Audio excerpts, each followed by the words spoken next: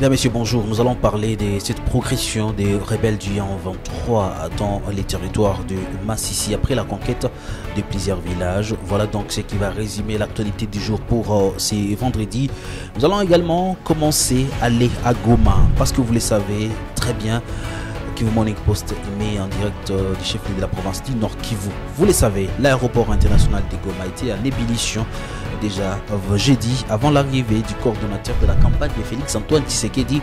D'ailleurs attendu à Goma pour ce samedi après donc sa visite dans la ville de Bukavu, la ville voisine.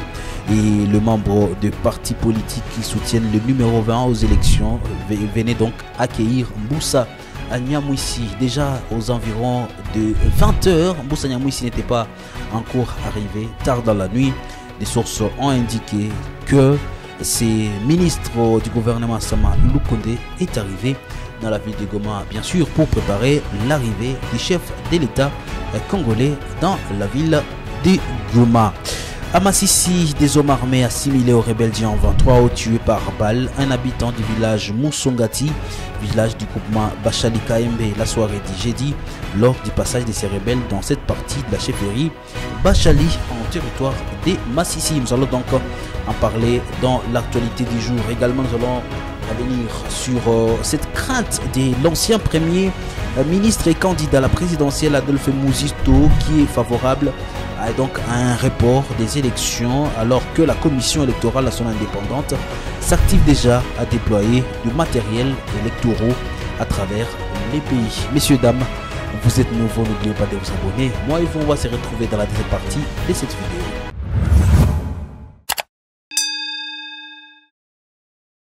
Goma était en ébullition déjà, malheureusement. Celui qu'on attendait n'était pas arrivé pendant que plusieurs militants l'attendaient déjà à l'aéroport international de Goma. Moussa Nyamwisi n'était pas, en tout cas, arrivé à Goma à l'heure prévue.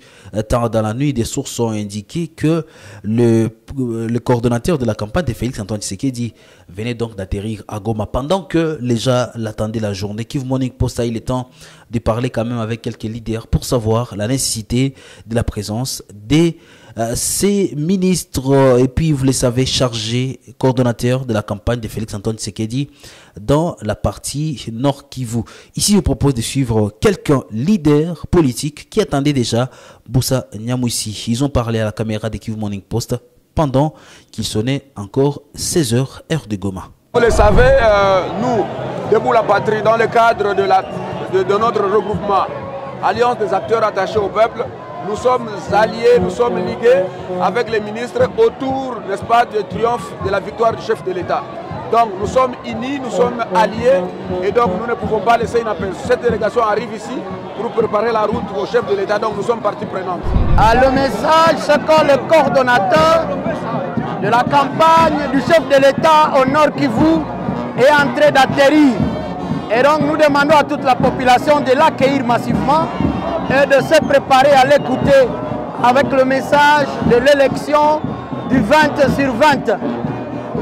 Félix Antoine Tshisekedi Tshilombo, Fati Béton. Des hommes armés, rendons-nous présents à Massissi, des hommes armés assimilés aux rebelles du Yan 23 ont tué par balle un habitant du village Moussongati, village du groupement Bachali KMB, la soirée du jeudi lors du passage de ces rebelles dans cette partie de la chefferie des Bachali en territoire de Massissi. Selon les informations à notre possession, il s'agit de messieurs Mbose Hossé, directeur des études à l'école primaire à Kahourizi et ancien chef d'établissement primaire Motera 2, dont le corps a été criblé de balles à son domicile. La victime a été tuée par ses civiques après avoir manifesté une opposition à quitter son village lors des échanges de tirs entre ces terroristes et les jeunes résistants à Moussongati. L'assassinat de cette autorité éducative est à la base d'une psychose dans les chefs des habitants de la place. Certains envisagent de quitter ces villages vers des zones qu'ils estiment sécurisées. Et puis, vous le savez, avec la question des rebelles du Yan 23, une psychose règne dans certains villages du territoire de Massissi. Par exemple, dans la cité de Roubaya, des sources déjà dans la soirée du jeudi indiquaient déjà une psychose généralisée au sein de la population quand les déplacés venait donc de quitter Mouchaki, se dirigeant donc dans cette cité minière aujourd'hui qu'on estime aussi être en danger parce que les rebelles du M23 veulent aller conquérir la cité de Rubaya, ont donc alerté la société civile sur place. Et puis à Mambasa, une dizaine de personnes tuées, d'autres enlevées à moins d'une semaine. Il s'agit donc des civils estimés à une dizaine qui ont été tués et d'autres enlevés à moins d'une semaine dans la localité de la chefferie des Bambila Bakwanza en territoire de Mambasa par le présumé rebelle ougandais des forces démocratiques et alliés ADF. Et il faut le dire que nos interlocuteurs qui déplorent les regains de l'insécurité dans cette zone demandent à la population d'être vigilante en cette période de récolte des cacao où les civils sont souvent égorgés dans leurs champs par des hommes armés. Et puis, il faut le dire que cette résurgence, recrudescence d'insécurité a occasionné un déplacement des villageois de leurs localités respectives vers les entités qui supposent sécuriser. Des enfants et femmes sont plus affectés par cette situation, renseignent nos sources locales. Du dimanche au mercredi 6 décembre 2023, 6 personnes ont été tuées par des terroristes ADF près du centre de Mayuano, une localité située dans les territoires de Mambasa. Renseigne donc des sources à Kivu Morning Post. Et pour finir l'actualité du jour, parlons de la question des élections. Nous allons donc commencer par cette demande, cette sollicitation du président de la CENI qui sollicite de la présidence de la RDC un appui logistique en ressources aériennes.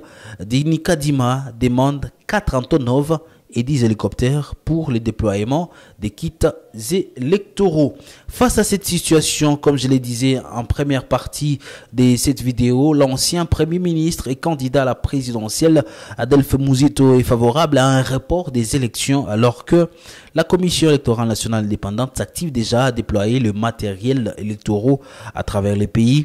Il estime que la centrale électorale ne devrait normalement pas procéder au déploiement des matériels au moment où les candidats sont en campagne, car la RDC connaît un déficit en desserte aérienne.